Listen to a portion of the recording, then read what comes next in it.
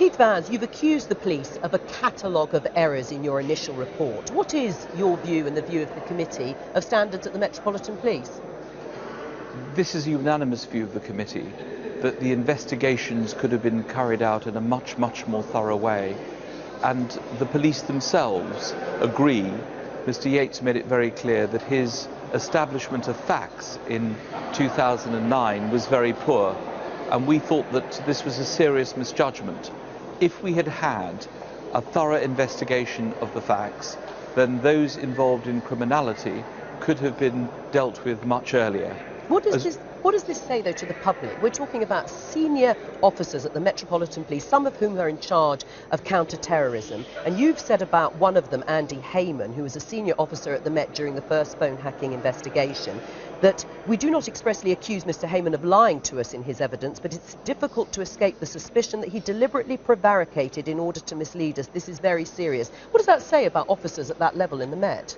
Well, we were very concerned about the evidence in particular that Mr. Heyman gave.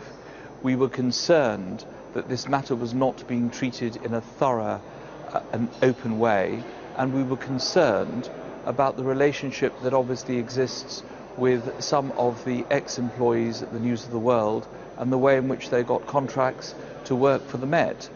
What has happened since, of course, is that the Commissioner has resigned, Mr. Yates has resigned, and we now need to make sure that this crisis that is engulfing the Met is dealt with swiftly. And that's why I hope that we will have a new Commissioner as soon as possible. But also, to be fair to the Met, every single witness from the police said that they could have made better progress if News International had not deliberately thwarted their investigation. So these are issues that need to be dealt with. Was it improper of the Assistant Commissioner John Yates to try and brief the Prime Minister on the police phone hacking investigation? No, it wasn't improper for him to ask, and I do not believe that it was wrong of Ed Llewellyn, the Chief of Staff, to say no. I don't think the Prime Minister should be briefed on ongoing criminal investigations. But they are briefed. Prime Ministers are briefed on ongoing police operations, aren't they? They're not, as far as I know, briefed on ongoing criminal investigations, though, as I did raise yesterday, the fact that Sir Paul did inform Mayor Johnson before the arrest of Damien Green. He said that was an exceptional case. Frankly, I don't think Prime Ministers should be briefed in this way. They ought to be briefed on national security issues, but not on ongoing criminal investigations. As you know, Sir Paul has made it very clear he didn't want to compromise the Prime Minister, and that's why he didn't want to tell him about Mr. Wallace. So I think if you adopt that attitude, you should see it all the way along. What's your view to your Labour colleagues' claim that Buckingham Palace warned against hiring Andy Coulson as the Director of Communications at Number 10? We've taken evidence from many people, but we've not taken any evidence from Buckingham Palace, so you'll excuse me for not commenting specifically on that, because I have no knowledge of what Buckingham Palace says. They certainly haven't written to the Home Affairs Select Committee to express their view.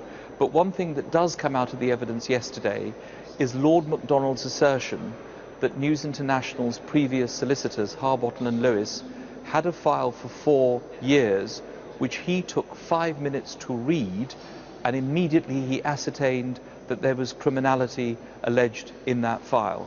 So I think we do need to know why this lay with a solicitor's firm for 4 years without being acted upon. And that was the feature of this entire investigation. 11,000 documents not being looked at, a file kept for 4 years not being looked at. There was no thoroughness in this investigation, and that is deeply regrettable from the point of view of the victims of hacking. OK, Keith Vaz, thank you very much.